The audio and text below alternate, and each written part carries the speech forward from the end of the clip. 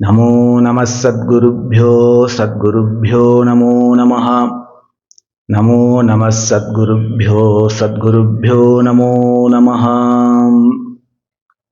ஸ்ரீகுரு சரணத்வந்த்வம் வந்தே அகம் மதிததுஸ்ஸகத்வந்த்வம் பிராந்திக்ரகோபசாந்திம் வாம்சுமயம் பசிதமாதனுதே தேசிகவரம் தயாளும் வந்தே அகம் நிஹித நிகில சந்தேகம் யச்சரணத்வய அத்வய அனுபவ உபதிஷதி தத்பதஸ்யார்த்தம் சுத்யதி ஹீனாந்தராத்மா கிருஷ்ணபதாம்போஜ பக்திமிதே வசனமிவ க்ஷாரோத்யைர்பக்த்யா பிரக்ஷால்யதே சேதः மாயாஹஸ்தேர்பயித்வா பரணகிருதிகிருதே மோகமூலோத்பவம் மாம் மாதः கிருஷ்ணபிதானே சிரசமய உதாசீன பாவம் கதாசீன் காருண்யைகாதிவாசே சகிருதபிவதனம் நேக்ஷ்யசே த்வம் மதீயம் தத் சர்வஜ்ஞன கர்த்தும் பிரபவதி பவதி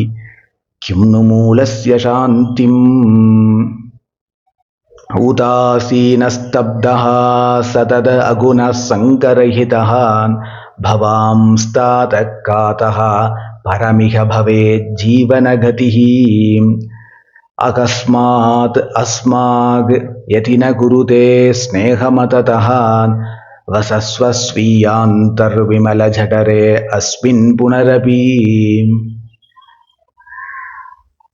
ஜன்மாத்யஸ்ய யதோன்வயாதிததரஸ்சார்த்தேஷு அவிஜ்ஞஸ்வராட் தேனே பிரம்மஹ்ருதாய ஆதிகவயே முஹ்யந்தி யத்சூரயः தேஜோ வாரிமிருதாம் யதா வினிமயோ யத்ர த்ரிசர்கோ மிருஷான் தாம்னா ஸ்வேன சதா நிரஸ்தகுவஹம் சத்யம் பரம் தீமஹி சாந்த்ரானந்தாவபோதாத்மகமனுபமிதம் காலதேசாவதிभ्याம் நிர்முக்தம் நித்யமுக்தம் இஹமசதசகஸ்ரேன நிர்பாஸ்யமானம் அஸ்பஷ்டம் திருஷ்டமாத்ரே புனருரு புருஷார்த்தாத்மகம் பிரம்மதத்வம் தத்தாவத்பாதி சாக்ஷாத் குருபவனபுரே ஹந்தபாக்யம் ஜனானாம். ஸ்ரீஹரிம் பரமானந்தம் உபதேஷ்டாரமீஸ்வரம் வியாபகம் சர்வலோகானாம் காரணம் தம் நமாம்யஹம். நாராயணம் பத்மபுவம் வசிஷ்டம் சக்திம் தத்புத்திரபராசரம் ச வியாசம் சுகம் கௌடபதம் மகாந்தம் கோவிந்த யோகீந்திர அதாஸ்ய சிஷ்யம் ஸ்ரீசங்கராச்சாரியம் அதாஸ்ய பத்மபாதம் ச ஹஸ்தாமலகம் ச சிஷ்யம் தம் தோடகம் வார்த்திககாரம் அந்யான் அஸ்மத்குரூன் சந்ததம் ஆனதோஸ்மி. சத்குருநாத் மகாராஜ் கி ஜெய். கோபிகா ஜீவனஸ்மரணம் கோவிந்தா கோவிந்தா. கிருஷ்ணா குருவாயூரப்பா கிருஷ்ணா குருவாயூரப்பா கிருஷ்ணா குருவாயூரப்பா கிருஷ்ணா குருவாயூரப்பா. பிரபு, கிடைக்கதறியதான இந்த மனித பிறவி ஒரு சான்ஸ் நமக்கு இப்ப கிடைச்சிருக்கு. இது ரொம்ப ரேரானது, ரொம்ப துர்லபமானது. கிடைக்கதறியதான மனித பிறவி அப்படின்னு சான்றோர்கள் சொல்லுவா. அப்பேற்பட்ட மனுஷ ஜென்மா இப்ப நமக்கு கிடைச்சிருக்கு. இந்த கிடைச்சிருக்கிற மனுஷ பிறவிக்கு ஏதாவது ஒரு ஹையர் பர்பஸ் உண்டா, உயர்ந்த லட்சியம் அப்படின்னு ஏதாவது ஒண்ணு உண்டா அப்படின்னா நிச்சயம் உண்டு. மிகவும் துர்லபமான இந்த மனுஷ ஜென்மா கிடைச்சிருக்கிறதுக்கு ஒரே ஒரு காரணம்தான் உண்டு. இருக்கிறதுக்குள்ள கிருஷ்ண பக்தியை சம்பாதிச்சுண்டு பிறப்பு இறப்பு அப்படிங்கிற சம்சார சக்கரத்திலிருந்து நிரந்தரமாக பூர்ணமாக வெளியில வருவதற்காக, கிருஷ்ணச்சரணம் பிராப்தியாகிறதுக்காக நமக்கு இந்த மனுஷ ஜென்மா ஒரு சான்ஸ் நமக்கு கொடுத்திருக்கார். இந்த அமூல்யமான மனுஷ ஜென்மாவை வேஸ்ட் ஆக்கிடக்கூடாது. ஒரு கால் வேஸ்ட் ஆக்கிட்டோமானால் இதற்கு அடுத்த பிறவி மனுஷ ஜென்மா தான் அப்படின்னு சொல்றதுக்கு இல்லை. இல்லை இன்னொரு 10 ஜென்மா கழிஞ்சாவது நிச்சயம் ஒரு முறை மனுஷ ஜென்மா கிடைச்சிரும் அப்படின்னும் சொல்றதுக்கு இல்லை. ஒரு பிறவி அனுபவிச்சு தீர்த்த பிறகு அதற்கப்புறம் அதற்கும் மேலதான் அதற்கும் மேலதான் அதற்கும் மேலதான்னு நிச்சயம் ஒரு சிஸ்டம் இந்த மனுஷ பிறவிக்கு மாத்திரம் கிடையாது. ஏன் கிடையாதுன்னா, ஒவ்வொரு ஜென்மாலையும் அவனவன் பண்ற பிராரப்தம் கர்மா தான், அவனவன் பண்ற கர்மா தான் அதை தீர்மானிக்கிறது அடுத்த பிறவி என்ன அப்படின்னு. அப்படி இருக்க இந்த ரொம்ப துர்லபமான மனுஷ பிறவிய கிருஷ்ண பக்தி சம்பாதிச்சுக்கிறதுக்காகவும் கிருஷ்ணச்சரணத்தை அடையறதுக்காகவும் கிருஷ்ணச்சரணத்தை அடைஞ்சி இந்த சம்சார சக்கரத்தை தாண்டறதுக்காகவும் நாம் பிரயோஜனப்படுத்திக்கணும். ஸ்ரீமத் பாகவதத்துல 3 ஸ்கந்தத்துல கபில தேவகூதி உபாக்கியானத்துல கபில பகவானா நம்ம குருவாயூரப்பன் தானே அவதாரம் பண்ணது. குருவாயூரப்பன் கபில பகவானா அவதாரம் பண்ணி தனது தாயான தேவகூதியினிடத்துல மோட்சத்தை அடையறதுக்கு உண்டான வழியை ஸ்டெப் பை ஸ்டெப்பா சொல்றார். அதுல சொல்றார், நயுஜ்யமானயா பக்தியாக பகவத் அகிலாத்மனி சதுருஷோஸ்தி சிவப்பந்தா யோகினாம் பிரம்ம சித்தையே அப்படிங்கிறார். அனைத்து ஜீவராசிகளுக்குள்ளேயும் ஆத்மாவா இருக்கிற பகவான் ஆகிய என்னிடத்திலேயே வைக்கிற பக்தி தான், என்னிடத்துல ஏற்படக்கூடிய பக்தி தான் மோட்ச சாதனமாக ஆகும் அப்படிங்கிறார். அப்ப பக்தி தான் மோட்சத்தை கொடுக்கும், பக்தியே மோட்சம். சுத்த சாத்வீகமான கிருஷ்ண பிரேம பக்தியை விட தனியா ஒரு முக்தி அப்படின்னு ஒரு பிரக்கிரியை கிடையாது. பக்தி தான் முக்தி. அப்படி இருக்க இத்தகைய கிருஷ்ண பக்தியை எப்படி சம்பாதிச்சுக்கிறது? என்ன பண்ணா இந்த கிருஷ்ண பக்தியை கிடைக்கும்? என்ன ஜபம் பண்ணணுமா, நாம சங்கீர்த்தனம் பண்ணணுமா, சப்தாக கிரமேண பாகவதம் பாராயணம் பண்ணணுமா, திவ்யதேசங்கள் யாத்திரை என்ன பண்ணா கிடைக்கும்? இதெல்லாம் பண்ணா கிடைக்காதுன்னு அர்த்தம் இல்லை. இதனால பக்தியை சம்பாதிச்சுடுவோம் அப்படின்னு ஜபம் பண்ணாலோ, நாம சங்கீர்த்தனம் பண்ணி நான் பக்தியை கிருஷ்ண பக்தியை சம்பாதிச்சுடுவேன்னு பண்ணாலோ, இல்லை நான் ரூப தியானம் எனக்கு நன்னா வரும், நான் அதை நித்தியப்படி ஸ்ரத்தையா பண்றேன், இதை பண்ணி நான் கிருஷ்ண பக்தி அடைஞ்சிடுவேன் அப்படிலாம் சாதனை பண்ணா அதற்கு பலன் கிருஷ்ண பக்தி இல்லை, அது கொடுத்துடாது. இதெல்லாம் பக்திக்கு சகாயமா இருக்கும், பக்தி வர வரையா இதெல்லாம் சகாயமா இருக்கும். அப்ப உத்தமமான கோபிகைகளுடைய பக்தி போல, ராதையோடைய நில போல நமக்கும் ஒரு கிருஷ்ண பக்தி ஏற்படணுமானால் அதற்கு என்ன வழி அப்படின்னா, ஸ்ரீமத் பாகவதத்துல அதே கபில தேவகூதி உபாக்கியானத்துல கபில பகவானா வந்திருக்கிற நம்ம குருவாயூரப்பன் சொல்ற, சயேவ சாது சுக்ருதோ மோக்ஷத்வார அபாவிருத்தம் அப்படிங்கிறார். சாது சங்கத்தினாலதான்பா மோக்ஷம் ஆகிய பக்தி கிடைக்கும் அப்படிங்கிறார். சொல்லிட்டு விட்டுடலை. சாதுக்கள் யாருன்னு சாது லட்சணத்தை சொல்றார். காரணம், இந்த காலத்துல ஒரு 2-3 லாங்குவேஜ் தெரிஞ்சு அத்தியாச்சரியமாக பிரவச்சனம் பண்ண தெரிஞ்சுட்டாலே அவனை மகான்னு நினைக்கிறான். வேஷதாரியாக மாத்திரம் சந்நியாச வேஷம் போட்டுட்டா அவளை மகான்னு நினைக்கிறா. போகட்டும், தப்பு இல்லை. ஜோஷியம் பார்த்து பரிகாரம் சொல்லணும், புத்திரபாகியத்துக்கு முடிகீர் கட்டணும், ஏதோ கடன் பிரச்சனை அதை நீங்கிறதுக்கு யந்திரம் போடணும், இல்லை ஏதாவது மேஜிக் பண்ணுறது, இல்லை நன்னா பகவான் கண்டத்தை கொடுத்துருக்காரு அதை வச்சு கீர்த்தனைகளை ஆச்சரியமாக பாடி சபையை பிரமிப்பிக்க வைக்கணும். இப்படி பண்ணுறவாளெல்லாம் கூட மகான்கள் சாதுக்கள் நினச்சிட்டு போகிறான். அப்போது யார் சாதுக்கள் எப்படி தெரிஞ்சுக்கலாம்? கபில பகவான் சொல்கிறார், மை அனன்ய பாவேன பக்திம் குருவந்தியே திருடாம் மத்கிருதே தியக்த கர்மானஹா தியக்த ஸ்வஜனபாந்தவாஹா அப்படிங்கிறார். உலகத்திலேருந்து எனக்கு எதுவும் வேண்டாம் அப்படின்னு தீர்மானிக்கின்ற பரம வைராக்கிய புருஷர்களாய், என்ன தவிர வேற நாதி இல்லாதவர்களாய், நானே கத்தின்னு இருக்கிறவர்களாய் யார் ஒருவர் இருக்கிறாரோ அவா தான் சாது அப்படிங்கிறார். அது மாத்திரம் சாது லட்சணம் இல்லை. தொடர்ந்து அடுத்த ஸ்லோகத்திலையும் சொல்றார், மதாஸ்ரயாக கதாமிருஷ்டா ஸ்ருண்வந்தி கதயந்தி ச தபந்தி விவிதாக தாபா நைதாத் மத்கத சேதசா அப்படிங்கிறார். ஒவ்வொரு நாளும் ஒவ்வொரு நிமிஷமும் என்னோட கதையவே பேசிண்டு, என்னுடைய கதையவே கேட்டுண்டு, என் நாமத்தையே சொல்லிண்டு, என்னையே தியானம் பண்ணிண்டு, என்னையே நினைச்சிண்டு, என்னுடைய திருப்திக்காகவே சமஸ்த கர்மாக்களையும் பண்ணிண்டு, இப்படி யார் ஒருவர் ஜீவிக்கிறாளோ அத்தகைய மகானுபாவர்கள் தான் சாதுக்கள். அத்தகைய சாது சங்கத்தினால தான் கிருஷ்ண பக்தியை சம்பாதிச்சுண்டு மோட்சமாகிய கிருஷ்ணச்சரணத்தை அடைய முடியும், இனி பிறவி இல்லைங்கிற நிலையை எட்ட முடியும் அப்படிங்கிறார் கபிலர்.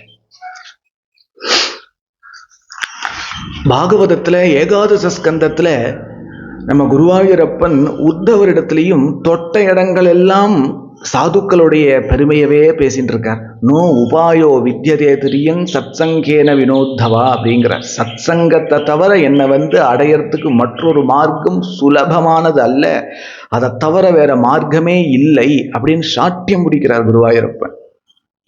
அப்போ சம்சார சக்கரத்துல சிக்கி தவிச்சுட்டு இருக்கிற நாம சாதனை பண்ணி கரையேறது அப்படின்னு சாத்தியம் இல்லை. யாராவது பூர்ண பிரம்மனிஷ்டாலோடைய சங்கத்தினாலையும் தரிசனத்தினாலையும் சதா கிருஷ்ணானுபவத்துல இருக்கிற சாது சங்கத்தினாலையும் அவளை ஸ்மரிக்கிறதுனாலையும் அவளுடைய சரித்திரத்தை கேட்டுட்டே இருக்கிறதுனாலையும் தான் அப்படி கரையறனா தான் உண்டு. கரையறதுனா அப்படி நமக்கு கிருஷ்ண பக்தி வந்தாதான் உண்டு. இது குருவாயூரப்பனுக்கு தெரியாதா? ஏன்னா இதை சொன்னதே குருவாயூரப்பன் தானே. அப்போ பரம கருணாமூர்த்தியான குருவாயூரப்பன் சமஸ்த ஜனங்களையும் ஸ்பிரிச்சுவல் லைஃப்ல திருப்பி என் சரணத்துல சேர்த்துடணும் அப்படின்னு ஆசைப்படுறானாம் குருவாயூரப்பன். சர்வேஸ்வரன் ஆசைப்படுறான். ஏன்னா எந்த ஜீவராசிகளையும் நரகத்துக்கு தள்ளிடவோ, நரகத்தை விட கொடுமையான புனர்ஜன்மாவை கொடுத்துடவோ அந்த ஹிருதயம் ஏத்துக்காதான். ரொம்ப வருத்தப்படுவார். ஐயோ இந்த ஜீவனை விட்டுட்டோமே, இந்த ஜீவன் தப்பு பண்ணிட்டா நரகத்துக்கு தள்ளுறோம், இதுல என்ன இருக்குன்னு நினைக்க வேண்டி இருக்க, ஐயோ இந்த ஜீவனை நான் கரையேத்தலையே, இந்த ஜீவனை எந்த ரூட்ல போனா கரையேற்றலாமோ அந்த ரூட்ல போய் நான் கரையேத்தலையேன்னு தன்னைத்தானே போறா. எல்லா ஜீவர்களும் அவனுக்கு சமபுத்தின்னு ஒண்ணு உண்டு. அது அப்பப்பவாவது அவனுக்கு வரும் இல்லையா? அதனால எல்லா ஜீவராசிகளையும் தன் சரணத்துல சேர்த்துடணும். யாரோ ஒத்த 2 பேர் இல்லை, குரூப்பா செட்டா அப்படியே என் சரணத்துல சேர்த்துடணும், அவர்களை சம்சாரத்திலேருந்து தூக்கிடணும்னு ஆசைப்படுற குருவாயூரப்பன் அதற்கு ஒரு வழி கண்டுபிடிக்கிறான். என்னன்னா, பாரத தேசம் பூரா சாதுக்கள் அலைய விடுறான், உலகம் பூரா சாதுக்கள் அலைய விடுறான். ஏன்? சாது சங்கத்தினால தானே கிருஷ்ண பக்தி கிடைக்கும். அப்போ அவர்கள் அலைய விடுவானா? அலைய விட்டுடுவானா? ஒரு தனவான், ஒரு செல்வந்தன் தன் லைஃப்ல தனக்குன்னு தேடி தேடி தேடி ரொம்ப ரேரான விலை உயர்ந்த ரத்தனத்தை சேர்த்து வச்சுப்பான்.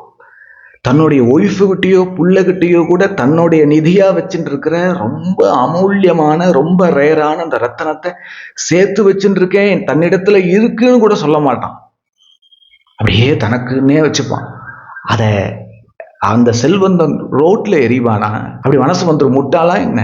அது போல நம்ம குருவாயூரப்பன் இந்த சாது நமக்கு கிடைச்சா, இந்த சாது நமக்கு கிடைச்சான்னு தேடி தேடி தேடி தன்னுடைய நிதி அப்படின்னு சாதுக்களை பொறுக்கி தன்னிடத்துல வச்சுக்கிறான். வெளியில ஒரு நாளும் ஒரு தட்டி காட்ட மாட்டான். ஏப்பா என்ன வேணும் உனக்கு? எனக்கு புத்திர பாக்கியம் வேணும். அப்படியா? உனக்கு புத்திர பாக்கியம் கிடைச்சிடும். இப்போ உனக்கு என்னப்பா? எனக்கு பதவி உயர்வு வேணும். அப்படியா? உனக்கு ப்ரமோஷன் கிடைச்சிரும். உனக்கு என்னப்பா? எனக்கு கடனால வியாதினால கஷ்டப்படுறேன், உனக்கு நீங்கிடும்பா அப்படின்னு யாரெல்லாம் குருவாயூருக்கு என்னென்ன கேட்டு வராலோ அத்தனை பேருடைய பிரார்த்தனையையும் நிறைவேற்றி தருவார். ஆனால் தனக்குன்னு ஏக்கமா வச்சுட்டு இருக்கிற அந்த சாதுக்களாகிய நிதியை காட்டக்கூட மாட்டான். அப்பேற்பட்ட தனக்குன்னு வச்சுட்டு இருக்கிற சாதுக்களை லோகத்துல விதரணம் பண்றான். பாரத தேசம் பூரா உலகம் பூரா தெளிச்சு விடுறான். அதை ரோட்ல உலகத்துல அலைய விடுறான்.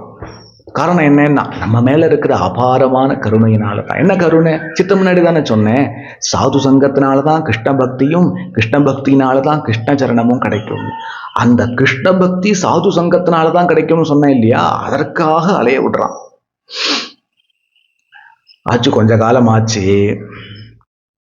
கோலோகத்துக்கு முன்னைக்கும் இப்ப தேவலை. வருஷத்துக்கு ஒருத்தர் வந்துன்றது போக வருஷத்துக்கு ஒரு 100 பேர் 1000 பேர் வரா. குருவாயூரப்பன் பார்க்கறான், சாதுக்களாலதான் ஒரு ஜீவனை எந்த விதமான தராதர தகுதியையும் பார்க்காம எந்த பாப நிலையில இருந்தாலும் பட்டுன்னு பவித்திரமாக்கி பூர்ணமாக்கிட முடியும். அத்தகைய சாது சங்கத்தினாலையும் ஒரு ஜீவன் உத்தாரணம் ஆகாம இருப்பானா? வாய்ப்பே இல்லையே. அப்படி இருந்தும் ஏன் கூட்டம் கம்மியா இருக்கு கோலோகத்துல அப்படின்னு நினைக்கிறான். அப்பதான் அவனுக்கு ஒண்ணு புரியுறது, ரொம்ப துர்லபமான உத்தமமான சாதுக்களுடைய சங்கம் இந்த ஜீவனுக்கு கிடைக்கணுமானால் அதற்கு ஒரு பாக்கியம் பண்ண வேண்டியதா இருக்கு. கொஞ்ச நேரத்துக்கு முன்னாடி சொன்ன மாதிரி கலியுகத்துல வேஷதாரிகள், சங்கீதம் அண்ணா பாட தெரிஞ்சவா, 2-3 லாங்குவேஜ்ல ஜனங்களை பிரமிப்பிக்க வைக்கக்கூடிய ரீதியில பிரவச்சனம் பண்றவா, ஜோசியகாரா, ஜோசியம் தப்பு இல்லை, வேதத்தோடைய 6 அங்கத்துல அது ஒரு அங்கம், அது தப்பு இல்லை, எதுக்கு பயன்படுத்தணும்னு இருக்கு இல்லையா? எந்த ஜோதிட சாஸ்திரத்துல எலுமிச்சம்பழத்தை புளிஞ்சுட்டு பெரட்டி வச்சு விளக்கேற்றணும்னு சொல்லியிருக்கா? அப்படிலாம் இருக்கா இல்லையா? என்ன பரிகாரத்துக்கெல்லாம் என்ன பிரமாணம்னே தெரியல. அப்போ இவர்களிடத்துல எல்லாம் தன்னையே அவதார புருஷன் சொல்லிக்கிறா, தான் தான் உங்களை உத்தாரணம் பண்றதுக்காக வந்த காரக புருஷன் சொல்லிக்கிறா. ஆதிசங்கருக்கு அப்புறம் நான் தான் வாஸ்தவமா மகானா அவதாரம் பண்ணியிருக்கேன் அப்படிங்கிறா. எனக்கு இத்தனை ரூபாய் பணம் கட்டிடையானால் நீ பாத பூஜை பண்ணலாங்கிறா. பாத பூஜை பண்ணா என்ன ஆகும்? நான் வைத்தியமே நீ கங்கைக்கு போக வேணாங்கிறா. எல்லாம் தன்னையே குருநாதனா நினைச்சுக்கிறா, தன்னையே மகாத்மாக்கள் நினைச்சுக்கிறா.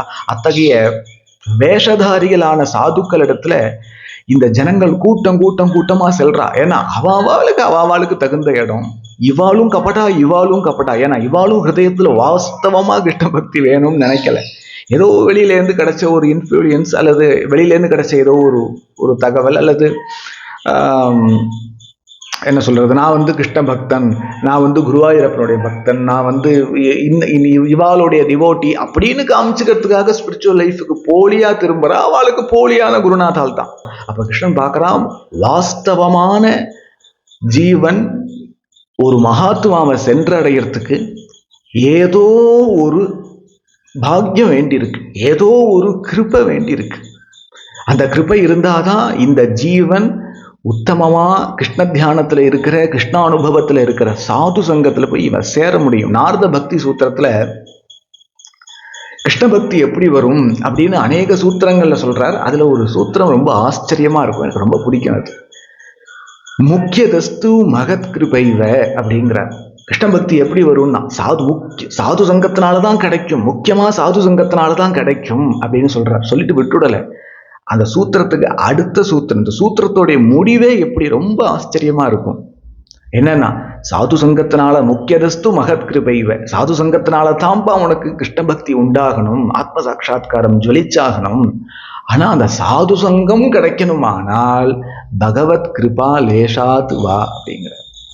அதுக்கு எப்படி வியாக்கியானம் பண்ணா ஹிருதய சம்மதமா இருக்கும் அப்படின்னு கேட்டேன்னா, அந்த சாது சங்கத்துக்கும் முதல்ல கிருஷ்ணன் கொஞ்சம் கிருப பண்ணியிருக்கணும், குருவாயூரப்பன் கொஞ்சம் கிருப பண்ணியிருக்கணும், அப்பதான் சாது சங்கம் கிடைக்கும். சரி சுவாமி, இது என்ன தலையை சுத்தி மூக்க சொல்ற வேலையா இருக்கு? கிருஷ்ணன் கிருப பண்ணி சாது சங்கம் கிடைச்சி அப்புறம் ஒருத்தனுக்கு கிருஷ்ண பக்தி ஏன் தரணும்? டைரக்டா கொடுத்துட்டு எல்லாமே தோணும் இல்லையா? அப்படி டைரக்டா கொடுக்க முடியாது. சர்வேஸ்வரனுக்கும் ஒரு நியதி உண்டு, அவனே தான் போட்டுண்டான் அந்த நியத்தியை. யாரும் அவனுக்கு நியத்தி போட முடியாது. என்ன நியத்தின்னா, சாது சங்கத்தினாலதான் கிருஷ்ண பக்தி அப்படின்னு. யாரோ ஒருத்தர் 2 பேருக்கு இல்ல, பிருந்தாவனம் போன்ற அலௌகிகமான க்ஷேத்திரங்களுடைய சரித்திரம் வேற, அது ரொம்ப ரேர். தானே ஒருத்தனுக்கு கரையேற்றுறதுன்னு நடக்கவே நடக்காதுன்னு அர்த்தம் இல்லை, அது ரொம்ப ரேர். அப்ப சாது சங்கத்தினால தான் கரையேற்றணும். இந்த சாது சங்கம் இந்த ஜனங்களுக்கு கிடைக்கணுமானால், உத்தமமான சாது கிடைக்கணுமானால் அதுக்கு ஒரு பெரிய கிருபை, ஒரு பெரிய பாக்கியம் தேவைப்படுறது அந்த இடத்துல. அந்த பாக்கியம் தான் என்னுடைய கிருபை. அந்த கிருபைய சமஸ்த ஜனங்களுக்கும் தரத்துக்கு வேண்டி பாரத தேசம் பூரா இன்னைய தேதிக்கு உலகம் பூரா விவித நாம ரூபத்துல விவித பூஜா பிரக்கிரியையோடு கூட ஆலயத்துல அர்ச்சாமூர்த்தியாக போயிடுவோம். அவரும் சுலபமா சேவிக்கிற அர்ச்சாமூர்த்தியாக போயிடுவோம் அப்படின்னு திருவுள்ளம் கொண்டு பாரத தேசம் பூரா வெவ்வேறு நாமரூபத்துல வெவ்வேறு பூஜா பிரக்கிரிகளோடு கூட சர்வேஸ்வரன் ஆலயத்துல அர்ச்சாமூர்த்தியாக இருக்கான். சரி சுவாமி, ஏன் வெவ்வேறு நாமரூபம்? உலகம் பூரா பாரதம் பூரா குருவாயூரப்பன் தான் அப்படின்னு வந்துடப்படாதோ, இல்ல சிவபெருமான் தான், முருகன் தான் அப்படின்னா வந்துடப்படாதோ. உலகம் பூரா ஒரே ரூபம், யாருக்கு தான் தெரியாது. ஈஸ்வரன் ஒருவன், சயேகா, இறைவன் ஒருவனாதான் இருக்கான். அவன் பலவேறு விதமான ரூபமா வரான்னு எந்த ஜனங்களுக்கு தெரியாது. நான் சொல்லியா நீங்க தெரிஞ்சுக்கணும்? எல்லாருக்கும் தெரியுமே. ஆனா ஏன் வெவ்வேறு நாமரூபமா வரா அப்படின்னா, வெவ்வேறு வாசனைகளுடைய ஜீவர்களாக இருக்கிறதுனால. லோகோ பின்ன ருச்சிக்கு, லோகத்துல இருக்கிற சமஸ்த ஜனங்களும் ஒவ்வொருத்தரும் ஒவ்வொரு விதமான வாசனைகளை வச்சுட்டு இருக்கா. அந்த வாசனைகளுக்கு தகுந்த மாதிரி நாமரூபத்தோட வந்தாரா சித்த நின்று நம்மளை பார்ப்பான். சில பேருக்கு ஐயப்பனா வந்தாதான் திரும்பி பார்ப்பான். சில பேருக்கு இப்போ ட்ரெண்டு முருகனா வந்தாதான் பார்ப்பான். சில பேருக்கு காளியா வந்தாதான் பார்ப்பான். சில பேருக்கு சந்நியாச வேஷத்துல இருந்தாதான் பார்ப்பான்.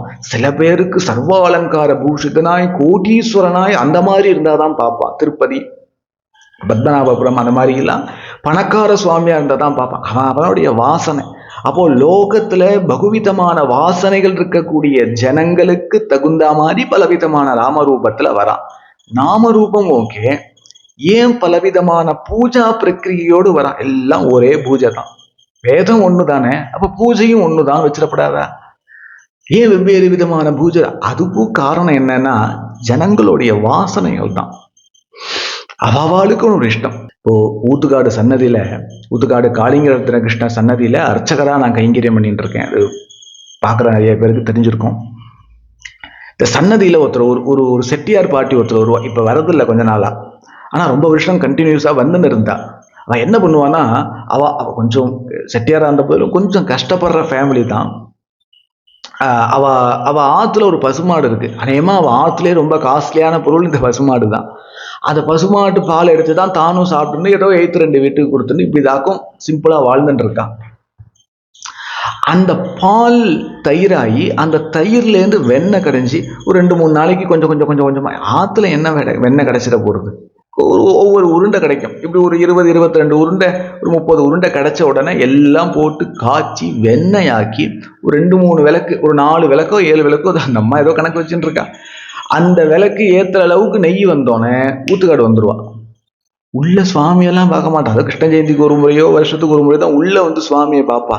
ஊத்துக்காடு கிருஷ்ண கஷேத்திரத்துக்கு வந்து விளக்கேற்றுறதுக்கு ஒரு இடம் இருக்கு. அந்த இடத்துல நிதானமா ரசிச்சு சுத்தமாக அமைதியாக உட்கார்ந்துட்டு நாம காயத்ரி ஜபம் பண்றது போல அந்த விளக்கெல்லாம் எடுத்து நல்லா தொடச்சி அழகழகான திரி போட்டு முத்து முத்து முத்தா அந்த நெய்யினால விளக்கேத்தி அதை கண்ணார பார்த்து 2 பொட்டு கண்ணீர் விட்டுட்டு போயிடுவா. அந்த அம்மாவுக்கு விளக்கேத்துறது தான் கிருஷ்ண உபாசனை, அதுதான் ஈஸ்வர உபாசனை. இன்னொருத்தர் வருவா. இப்போ கூட வந்துட்டு இருக்கு ஊத்துக்காடு சன்னதியில. யாரோ ஒருத்தர், பேர் மறந்து போகுது, சென்னையில இருந்து நினைக்கிறேன். 2 ஊதுபத்திய கரெக்டா ஒரு கவர், அது பொருந்துற மாதிரி ஒரு கவர் வாங்கி அதுல வச்சு 12 ரூபா ஸ்டாம்பு வாங்கி ஊத்துக்காடு காமிச்சுட்டு இருக்கான். 2 ஊதுபத்தி. ஒரு ஊதுபத்தி 2 ரூபான்னு வச்சிருந்தா கூட 4 ரூபா தான். ரொம்ப சுமாரான ஊதுபத்தி. அதை ஒருத்தர் அனுப்பிச்சு விட்டு இருக்கா. இப்பவும் வருது. 4 வருஷமா பார்த்துட்டு இருக்கேன். யாரு என்ன ஒன்றும் தெரியல. ஊத்துக்காடு கிருஷ்ணனுக்கு அந்த ஊதுபத்தி வந்துட்டு இருக்கு. 2 ஊதுபத்தி. அவளுக்கு தூப கைங்கரியம் பண்றதுதான் அவளுக்கு கிருஷ்ண உபாசனை. இது மாதிரி பகுவிதமான வாசனைகள் உடைய ஜனங்களா இருக்கிறதுனாலையும் அவர்களுக்கு தக்க பிரகாரம் விவித பூஜா பிரக்கிரியோடு கூட விவித நாமரூபத்தோடு கூட ஆலயத்துல அர்ச்சாமூர்த்தியா இருக்கான். அப்படி இருந்தா என்ன ஆகும்னா, ஏதோ ஒரு காரணவசால் சன்னதிக்கு வந்துடுவான், ஆலயத்துக்கு வந்துடுவான். சில பேர் வருவான். என்ன வருவான்னா, எனக்கு புத்திரபாகியம் வேணும், புத்திரபாகியம் இல்லாம கஷ்டப்படுறேன் கிருஷ்ணா அப்படின்பா. அப்படியா, உனக்கு புத்திரபாகியம் கிடைக்கும். இன்னும் சில பேர் வருவா, நான் விவாகம் ஆகாம கஷ்டப்படுறேன் அப்படின்பா. இன்னும் சில பேர் வருவா, விவாகம் ஆயிடுத்து அதனால கஷ்டப்படுறேன், எனக்கு விமோசனம் கொடுங்க. நிறைய வருவா. இப்படி எதை வேணா கேட்டு வருவா. இப்படி ஏதோ ஒரு லௌகீகமான காமியார்த்தமான பிரார்த்தனைகளை எடுத்துட்டு சன்னதிக்கு வந்துடுவா. அதை தப்புன்னு சொல்லலை, அதுதான் பக்தியோடைய ஆரம்ப நிலை. அவளையும் பக்தன் அப்படிங்கிறான் கீதையில குருவாயூரப்பன்.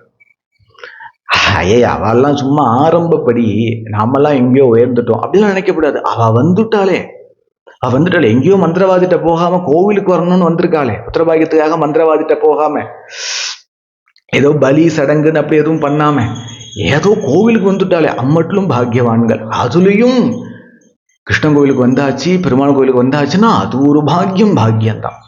இப்படி ஏதோ ஒரு ரூபேன கிருஷ்ண சன்னதிக்கு ஆலயத்துல அர்ச்சாமூர்த்தியா இருக்கிற சுவாமிய பகவானை பார்க்க ஜனங்கள் வந்துட்டான்னா அவளுக்கு ஒரு கடாட்சம் பண்ணிடுவான் பகவான். என்னன்னா, நீ கேட்டதையெல்லாம் கொடுக்குறேன், ஆனா நான் உனக்கு ஒண்ணு கொடுக்கணும்னு நினைக்கிறேன். என்னன்னா, உனக்கு ரொம்ப சீக்கிரம் சாது சங்கம் கிடைக்கட்டும் அப்படின்னு ஆசீர்வாதம் பண்ணிடுவான். அவளுக்கு ரொம்ப சீக்கிரம் சாது சங்கம் கிடைச்சி ரொம்ப உயர்ந்த நிலையை பட்டுன்னு ஸ்பிரிச்சுவல் லைஃபுக்கு வந்து ரொம்ப உயர்ந்த நிலையை அடைஞ்சிருவா. இந்த ஸ்பிரிச்சுவல் லைஃப்னா ஏதோ மொட்டை அடிச்சுக்கணும், பேர் மாத்திக்கணும், சந்நியாசம் வாங்கிக்கணும்,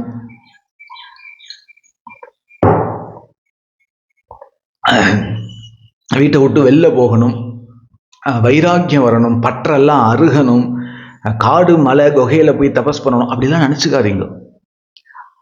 அப்படி பண்றதுக்கு பேர் மட்டும்தான் ஸ்பிரிச்சுவல் லைஃப் நினைச்சுக்க வேண்டாம். அப்படியெல்லாம் போற மகாத்மாக்கள், மகனீயர்கள், உத்தம சாதகால் என்னைக்கும் நம்ம பாரத தேசத்துல இருக்கா. ஒரு படி மேல போய் நன்னா யோசிச்சு நிறைய பிரமாணத்தோட சொல்றேன், உலகம் பூரா இருக்கா. என்னதான் பாரத தேசம் பக்தி சகாயம் ஞான சகாயமான க்ஷேத்திரம் அப்படின்னு சொன்ன போதிலும் சாதகால் உண்மையான கிருஷ்ணதாகம் கிருஷ்ண விரகமுடையவா உலகம் பூரா இருக்கா. அது அவர்களுக்கு நமஸ்காரம் பண்ணுவோம், அதை பத்தி இல்லை. ஆனால் அது மாதிரி போறது மட்டும் தான் ஸ்பிரிச்சுவல் லைஃப் நினைச்சுக்க வேண்டாம்.